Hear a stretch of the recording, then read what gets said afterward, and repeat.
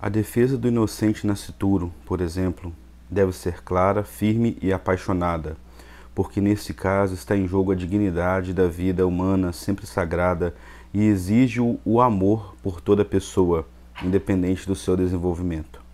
Mas igualmente sagrada é a vida dos pobres que já nasceram e se debatem na miséria, no abandono, na exclusão, no tráfico de pessoas, na eutanásia encoberta de doentes e idosos privados de cuidados, das novas formas de escravatura e em todas as formas de descarte. Muitas vezes ouve-se dizer que, face ao relativismo e aos limites do mundo atual, seria um tema marginal, por exemplo, a situação dos migrantes. Alguns católicos afirmam que é um tema secundário relativamente aos temas sérios da bioética. Que falha-se um político preocupado com seus sucessos, talvez se possa chegar a compreender, mas não um cristão cuja única atitude condigna é colocar-se na pele do irmão que arrisca a vida para dar no futuro aos seus filhos. Papa Francisco, Exortação Apostólica Gaudete e Exultate. Eu sou psicólogo, tenho mestrado em Ciência da Religião, sou católico, sou catequista, e dentro da igreja uma coisa que eu sempre digo que faz parte da minha identidade, eu digo que nem sou eu que faço parte, mas é algo que faz parte de mim, é o Ministério Universidades Renovadas, da Renovação Carismática. É algo com quem eu me identifico muito e que eu me sinto chamado nessa vida de cristão. E eu estou gravando esse vídeo de forma rápida porque eu queria deixar um recado muito sério sobre esse momento que nós estamos vivendo. A gente está vivendo um momento muito delicado da história do nosso país. Um momento muito grave e em que a maioria das pessoas não tem noção da gravidade disso que está acontecendo. E muitas vezes elas estão usando da doutrina da igreja, da doutrina do cristianismo, para justificar as posições políticas dela. Todo mundo tem um direito, e até o dever, se você for um cristão, como eu também faço, de basear as suas escolhas na doutrina da igreja e na doutrina cristã. Mas é preciso ter muito cuidado para não fazer o contrário. Não dizer que a posição da igreja é a sua posição. Não usar a igreja, não usar o cristianismo para pregar o que você acredita. Tem muito site, tem muito post, muita coisa falando que a doutrina da igreja manda votar em um, a doutrina da igreja, se você for analisar, ela indica votar em outro, e isso é muito delicado de ser feito. Não existe candidato ideal, é muito raro você encontrar um candidato, principalmente nas primeiras posições, que esteja totalmente de acordo com a doutrina social da igreja, e eu diria até que na situação atual que a gente se encontra, todos os grandes candidatos estão muito distantes do que a doutrina da igreja prega. E eu gostaria de falar principalmente para quem cita documentos da igreja para fazer isso. Para quem usa a sua posição de liderança, às vezes, para tecer orientações que nem a igreja, nem o clero está fazendo nesse momento. Se você usa a doutrina da igreja para falar sobre aborto, que é um assunto que eu falo quando ninguém falava, há muitos anos, o pessoal antigo do MUR me chamava de um chato do aborto, que eu falava só sobre isso, eu alertava muito para esse perigo, e eu sou totalmente contrário. Use também o que a doutrina da igreja diz sobre os refugiados, sobre tortura, sobre pena de morte. Há pouco tempo teve uma fala nessas eleições, alguém falou que Jesus era refugiado, todo mundo zombou. Pouca gente sabe que essa frase é de Bento XVI. Eu vou deixar o link aqui embaixo. Muita gente está distorcendo o trecho do catecismo para falar como se a igreja fosse a favor do armamento, mas se esquece de discursos muito fortes de Bento XVI também, que eu vou deixar linkados aqui embaixo, contra o armamento, falando que as armas fazem as pessoas ficarem violentas.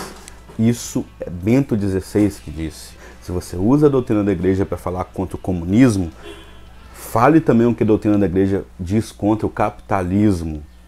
Você cita documentos, você provavelmente sabe o que a doutrina diz. Tem um vídeo do padre Paulo Ricardo explicando isso. Eu vou deixar linkado aqui embaixo. Da mesma forma, o lado oposto. Se você usa o cristianismo, usa a doutrina da igreja para falar contra a ditadura, contra o autoritarismo, lembre-se também do que está acontecendo na Venezuela.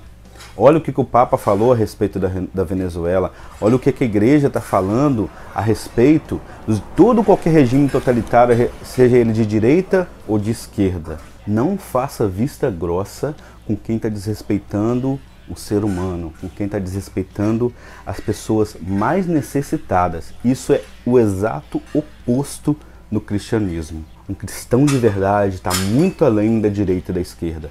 Ele pode se identificar com algum ponto da direita, da esquerda, mas ele está sempre pensando no ser humano acima de tudo.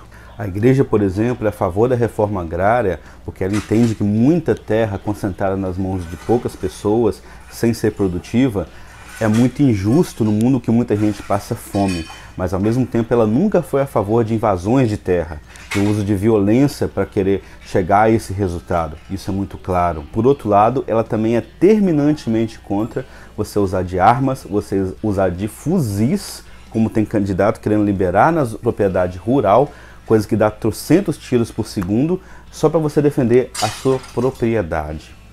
Você não tem o direito de tirar a vida de alguém para defender o seu celular, a sua propriedade, uma propriedade gigante que seja, ela vale menos do que uma vida. Isso é o princípio básico, é coisa mínima que um cristão tem que defender.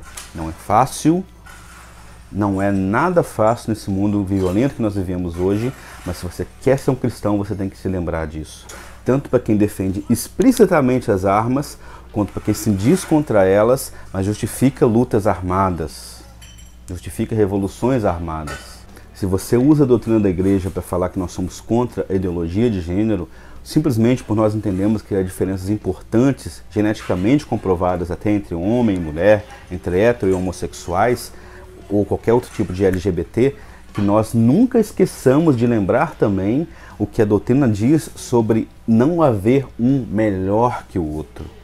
Nós nunca nos esqueçamos que o homem não é superior à mulher, que o hétero não é superior ao homossexual. A defesa da família é por entender que a família é um núcleo de amor. Não adianta nada uma família patriarcal, bonitinha, tradicional, onde há violência doméstica, onde há feminicídio, onde há morte. Vamos amar os nossos inimigos, amar quem é diferente, amar quem não merece, como diz lá a música do Padre Fábio de Mello. Vamos pensar nessas pessoas. Vamos atrás delas. Isso é o principal, muito mais do que qualquer posição política. A defesa da vida do nascituro é por causa disso, não é por moralismo. Nós aqui, muitas vezes, nos comportamos como irmãos mais velhos do filho pródigo, né? Achando que nós somos cidadãos de bem e os outros todos vagabundos. Se a gente fizer isso, nós estaremos deixando de ser cristãos. Estaremos muito mais próximos do fariseu, subiu ao templo e falava: olha só, obrigado, Senhor, por eu ser perfeito, não como aquele vagabundo ali, obrigado por eu ser um cidadão de bem. Da mesma forma que a igreja é contra você dividir a sociedade em classes e colocar uma luta de classes, né, de uma classe brigando contra a outra, ela também é contra a divisão entre cidadão de bem e vagabundo. Todos nós somos vagabundos e todo vagabundo tem um pouco de cidadão de bem. E é nosso dever de cristão descobrir o que há de bom em cada um. Se nós não fizermos isso, nós estaremos negando Jesus.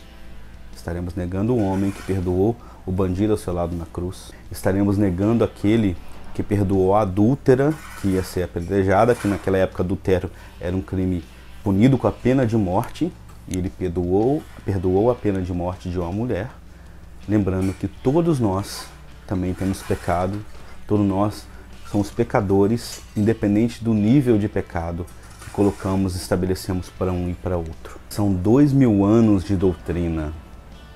É muita coisa de gente muito mais sábia que nós, para a gente simplesmente usar muitas vezes a nossa liderança como membro de algum movimento, algum grupo de igreja, alguma coisa, para causar divisão, para incutir nas pessoas o que é a nossa ideia, o nosso pensamento. Isso aqui é muito sério.